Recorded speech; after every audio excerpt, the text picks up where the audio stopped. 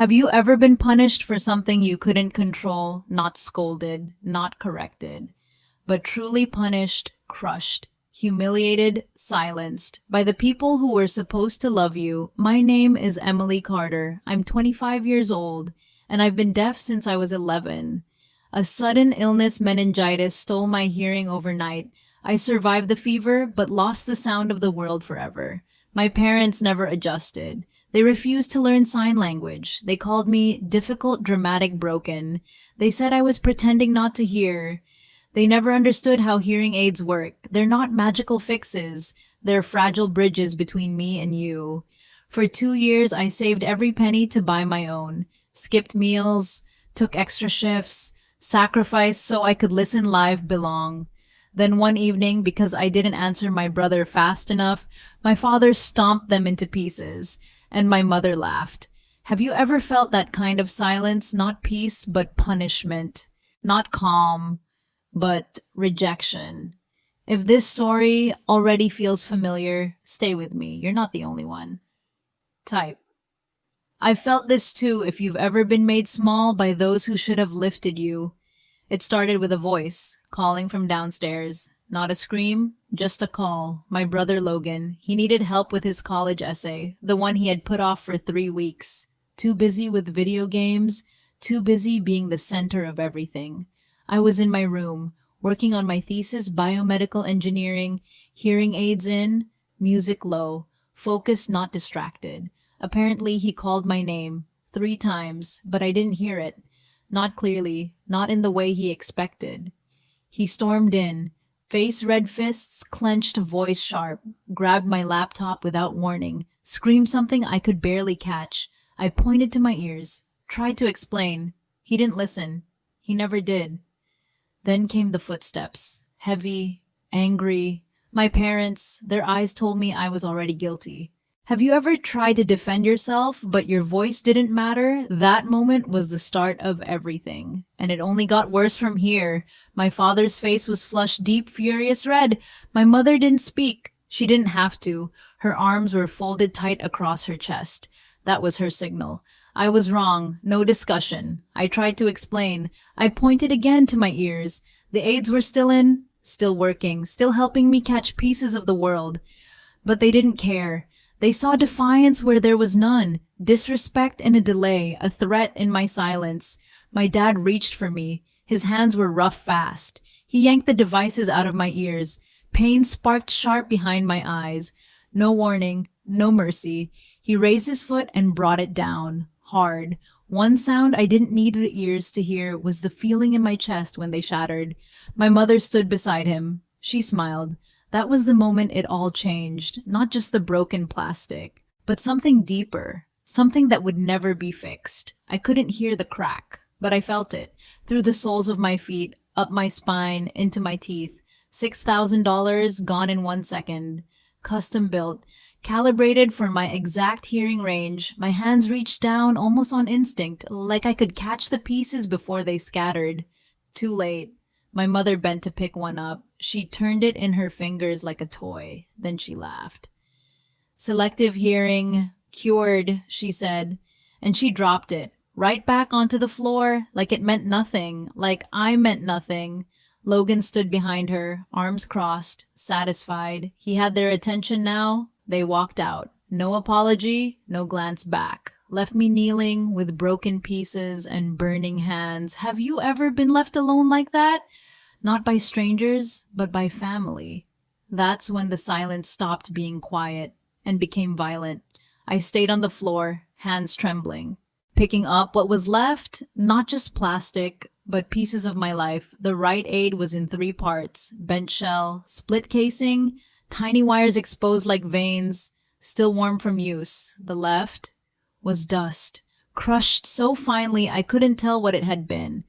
Just powder and pain. I was 11 when I lost my hearing. Meningitis took it overnight. Doctors called me lucky, said I survived what others didn't. But living with silence, in a house that refused to listen, wasn't survival. It was a different kind of loss.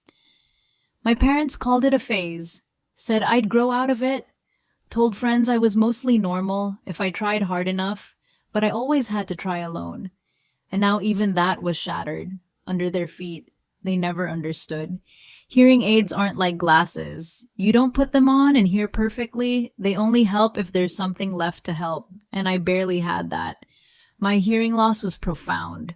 Those devices were the only reason I could study work function, the only reason I could live independently. My parents never paid for them, never offered. They said it was my problem and problems shouldn't be expensive, so I paid for them myself. Every dollar, every cent. 2 years of sacrifice. Skipped meals, worn out shoes, no holidays. Research assistant by day, library shifts at night, living off canned soup and silent hope, just to buy those aids. And now they were gone, not by accident, but by choice, by anger, by their hands, all because Logan couldn't be bothered to walk upstairs, and I couldn't hear fast enough to matter. Segment 740. Alone in a violent silence, I stayed there for hours. On the floor, no sounds, no voices, just the throb of silence pressing on my skin. I couldn't call anyone. Phone calls were useless without the aids. Even typing was hard, my hands still shaking. Everything I had was in pieces. My savings were gone. All of it spent on those devices. No backup, no safety net, and I couldn't count on family. They didn't see this as loss. They saw it as discipline, as something I deserved. But I had something they didn't know about, something they hadn't seen, something that had been quietly watching from the corner of my room, my webcam, still on, still recording every second of what they did. I had set up the camera days before, to practice my thesis defense, positioned to capture my desk. It had the perfect angle. It saw Logan storm in. It saw my father rip the aids out. It saw my mother smile as they shattered. Every movement, every face in full detail. The microphone was off, but I didn't need sound. My life had been silent for years. I'd learned to read everything in silence. I also had records, stacks of them. Medical documents proving my hearing loss, bank statements showing the payment plans, even texts where I begged my parents to learn basic signs. Their replies, stop being dramatic, just try harder to listen. I'd been collecting these pieces for years, never thinking I'd need them all at once, but now they were my only voice. And I knew exactly who to send them to. I couldn't call, so I wrote. An email short but urgent.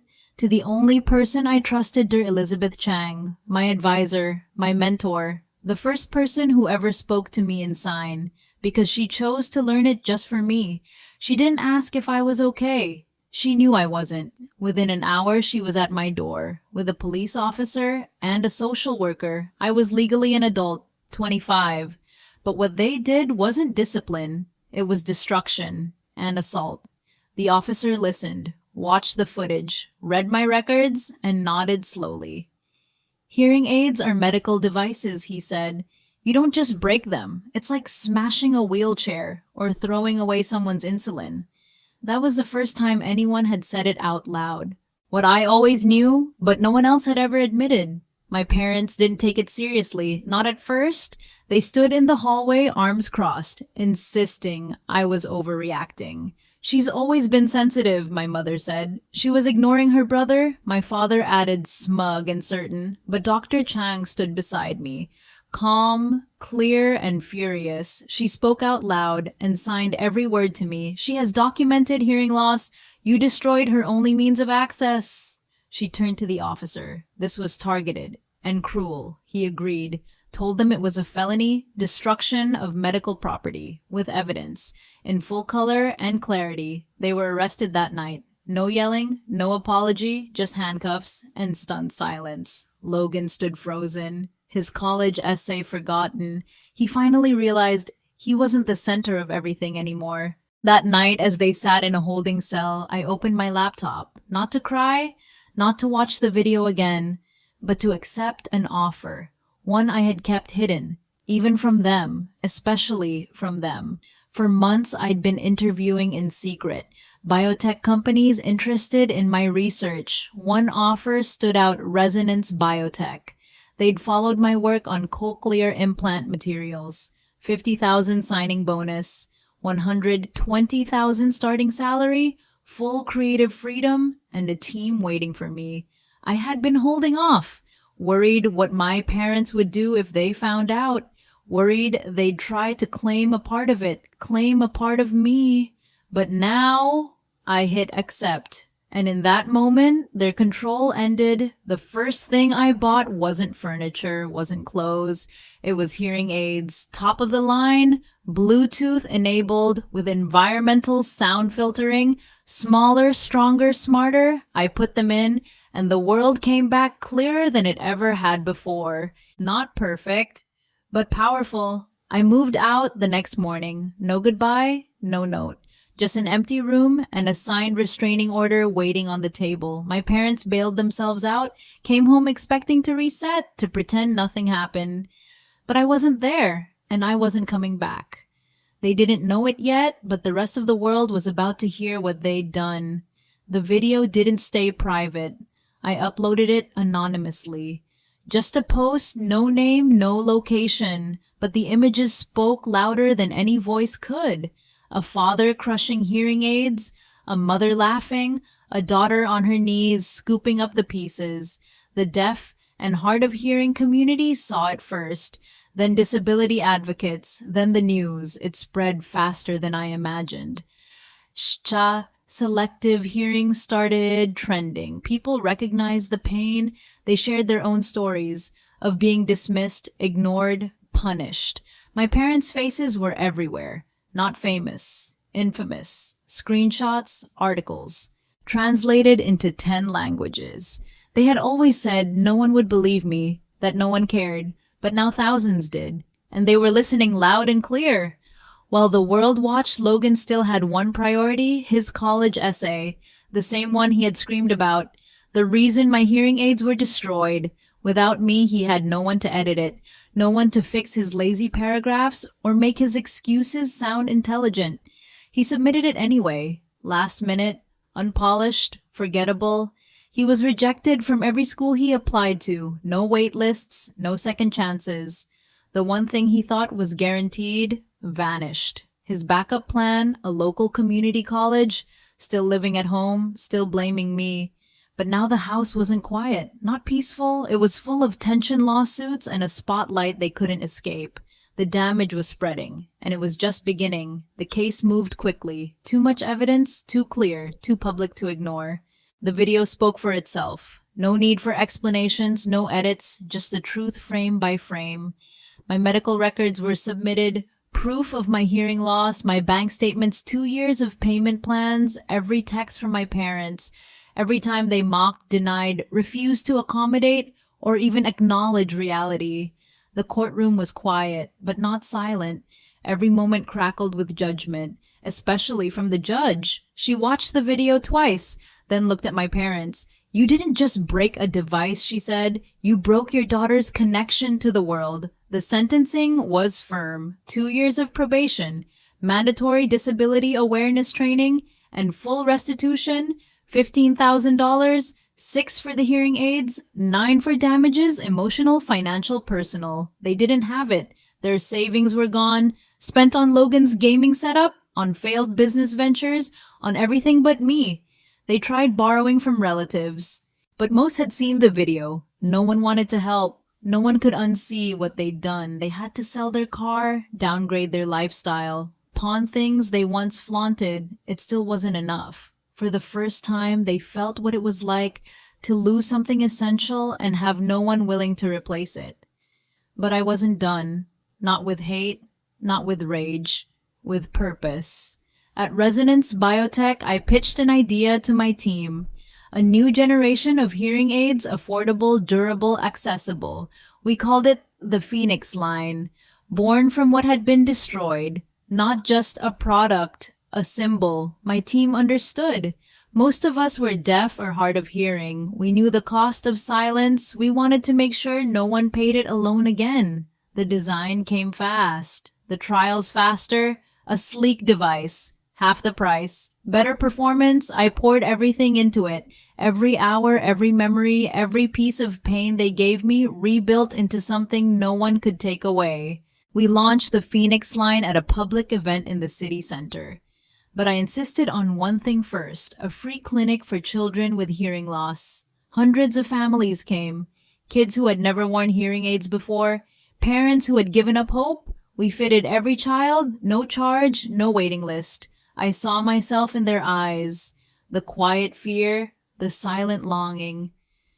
And then, the moment they heard their name clearly for the first time, laughter, tears, voices calling mom and dad. It was louder than any courtroom, more powerful than any verdict. My parents saw it on the news, me standing with children smiling, the devices shining in the sunlight, the name Phoenix written across every box.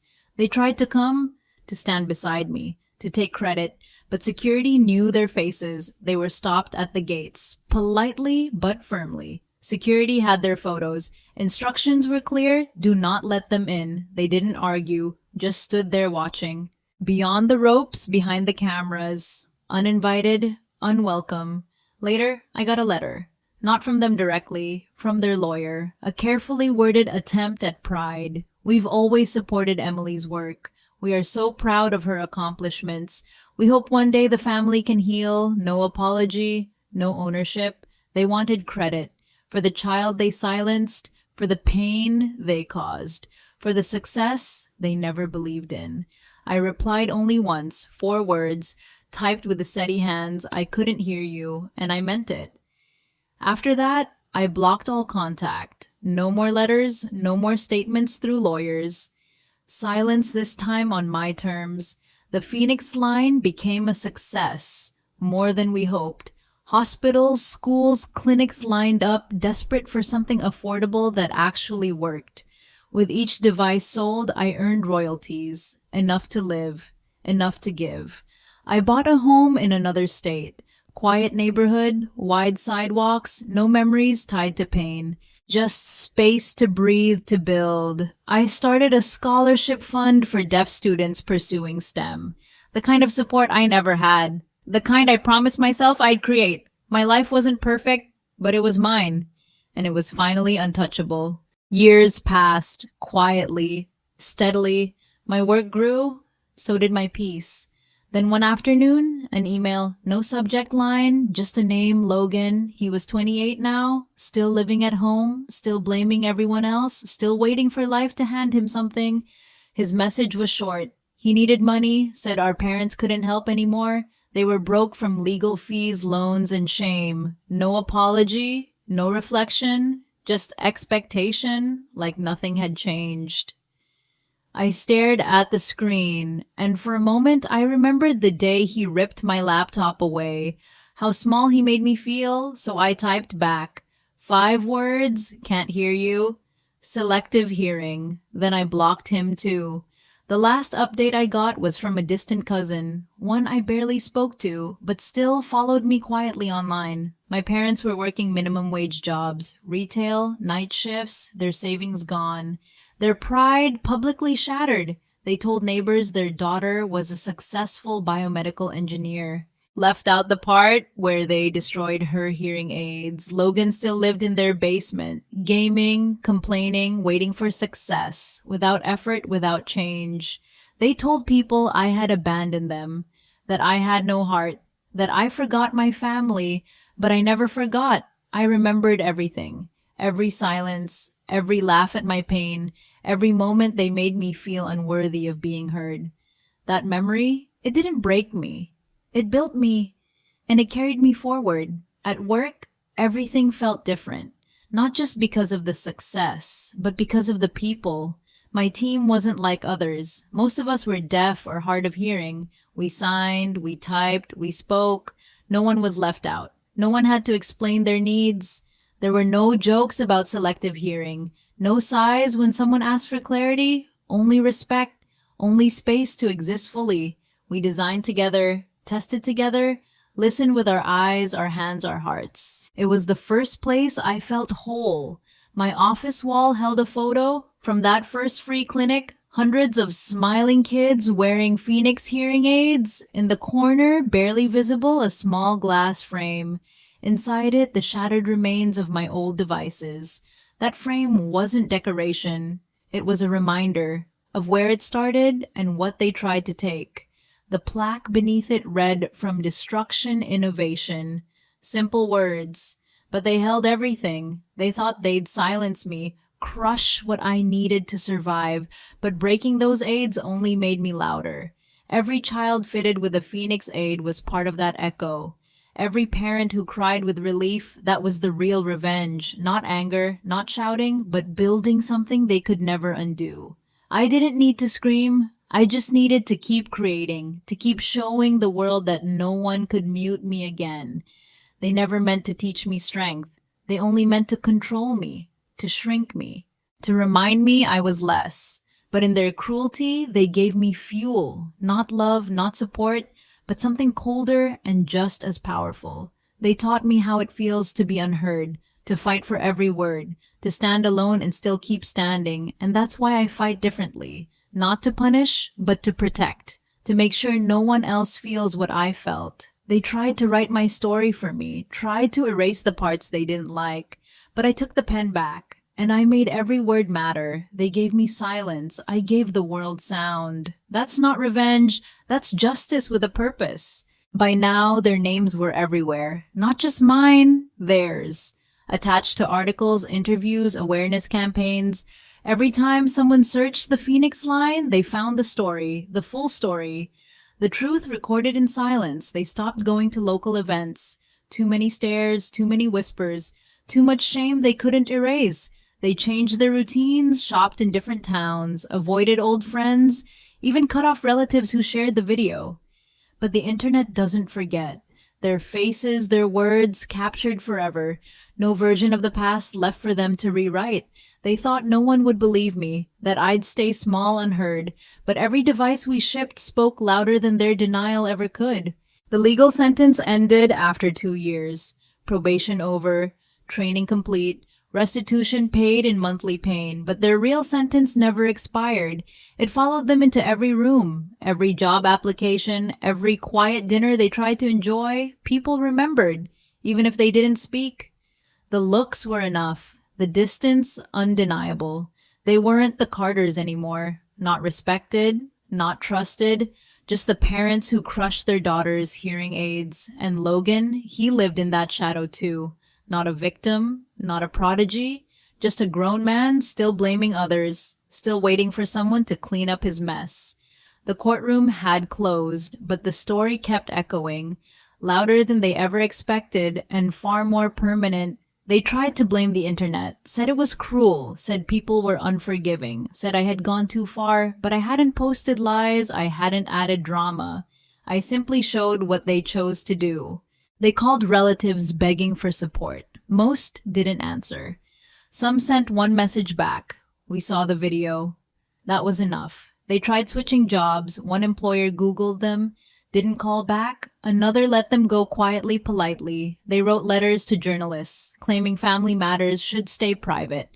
But when justice is denied at home, sometimes it needs a louder room. They taught me to survive in silence, but they never expected that silence could become a spotlight. While they hid, I stood on stages. Not to shame them, but to speak for others like me. I gave talks at universities, medical conferences, tech summits.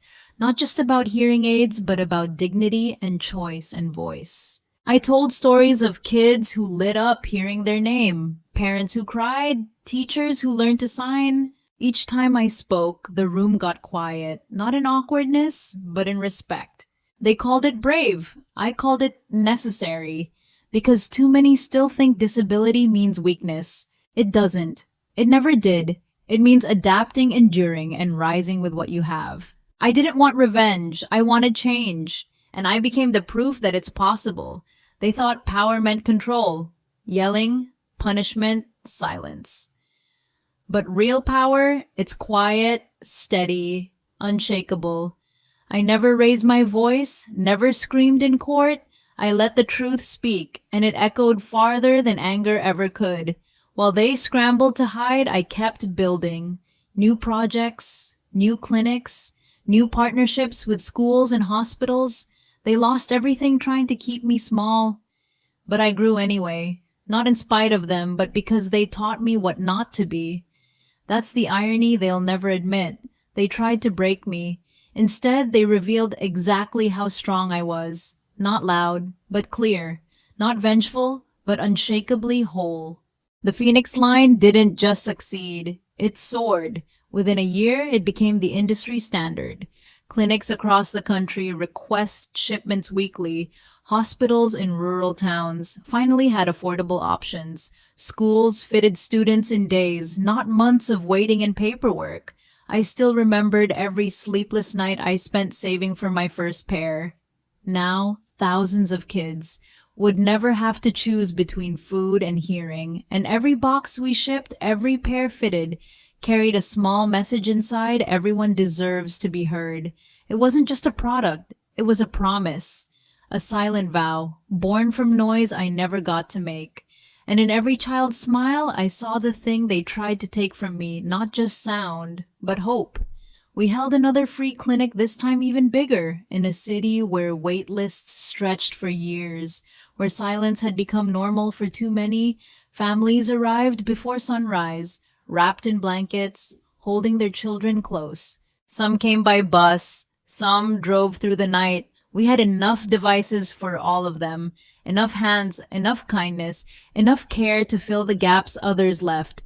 I knelt beside a little girl, 6 years old. She flinched when I touched her ear, afraid it might hurt. Then the aid clicked on, and her face changed. She turned to her mother and whispered, "I hear you." In that moment, I didn't think about courtrooms or broken things, only about what we had built, something that lasted, something that mattered, and something no one could ever break again. The clinic made the evening news. Local, then national, a quiet revolution in hearing care with my name at the center. That night, I got a message from security. 2 people had tried to enter the event, unregistered, uninvited. It was my parents. They came with smiles, ready for photos, ready to stand beside me as if they had helped build this. They told the staff they were Emily's proud family, that they were here to support me, to be seen, not to apologize, but we were prepared. Their faces were on file. Staff had instructions clear and simple: do not let them near her. They were turned away. No arguments, no scene, just the soft closing of a door that had already been locked long ago. Days later, another letter arrived. From their lawyer again, different words, same emptiness. We're proud of Emily's work. We always were. They spoke of family, of moving forward, of letting the past stay in the past. As if the past hadn't cost me everything. There was no mention of what they did, no apology, no acknowledgement, just a neat rewrite of history. They wanted the benefits, the glow of my success, the praise, the press, without owning the pain behind it. I read the letter once, then folded it carefully, placed it beside the others in a drawer labeled "Never Again." You can't show up only for the celebration when you vanished during every battle that came before it. I replied once, no lawyers, no pleasantries, just a short email. I couldn't hear you. Remember selective hearing. Then I hit send. No signature, no explanation, just the same silence they once forced me to live in. That was the last time I let their words into my life. They had spoken over me for years. Now they could speak into an empty room. Closure didn't come with forgiveness. It came with boundaries, with knowing I didn't need them to be whole. I had finally become everything they said I wouldn't, and I did it without ever needing to listen to them again. After that message, there was no reply, no follow-up, just silence. But this time, it wasn't violent. It wasn't lonely. It was peaceful. I stopped wondering what they were doing, stopped looking over my shoulder. Their absence felt clean, like a wound that finally scarred. I filled my days with work, with laughter, with people who saw me as I was. Not as a burden, not as broken. No one in my life now raised their voice to be heard. We listened in our own ways, with patience, with intent, with care. And I realized something simple. Silence isn't the enemy. Cruelty is. And I had left that behind for good. News trickled in through distant relatives. Not often. Just bits and pieces, small echoes from a life I no longer touched. My parents now worked retail, stocking shelves, cleaning floors. The kind of labor they once said was beneath them.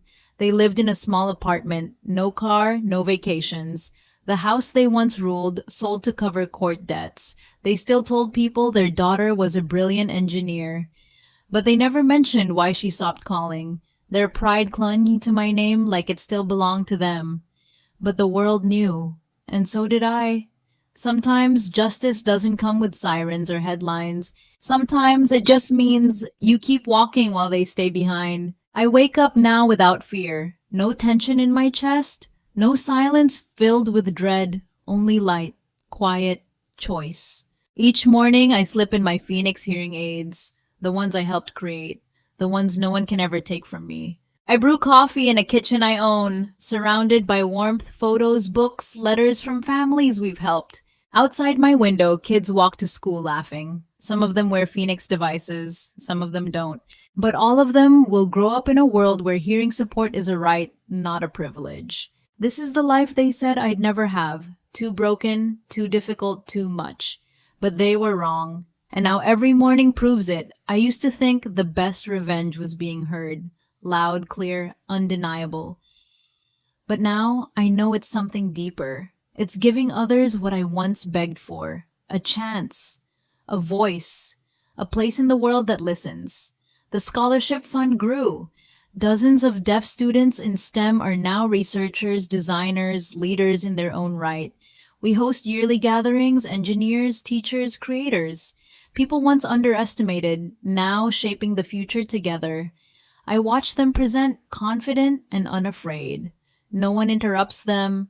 No one doubts their worth. Their voices are steady. Their stories full of grit and light, and in each one I see a piece of mine. This isn't about revenge anymore. It's about legacy and building something that never needs to be rebuilt again. On my office wall, right beside the clinic photo, is a small frame barely noticed by most. Inside it, the shattered remains of my first hearing aids. The ones my father crushed. The ones my mother laughed at.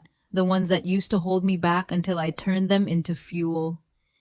Below the frame, a plaque reads, "They thought breaking these would silence me. Instead, it amplified everything I was. And everything I would become. I no longer need to prove myself. No longer chase approval from people who never truly saw me. I'm whole. I am free. I am heard." To anyone still living in silence, not the peaceful kind, but the kind built by fear, you're not alone.